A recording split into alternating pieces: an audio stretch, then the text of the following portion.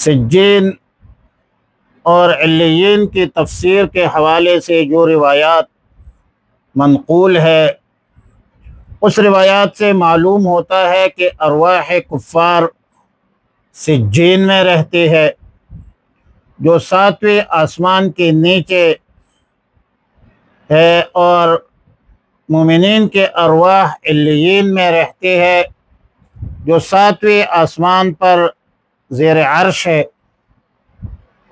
जबकि बाज़ रिवायात से मालूम होता है कि अरवाह कुफ़ार जहन्नम में रहेंगे और मोमिनीन के अरवाह वो जन्नत में रहेगी।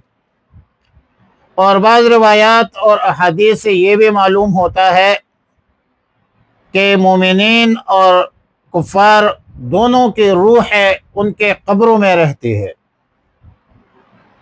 जैसा कि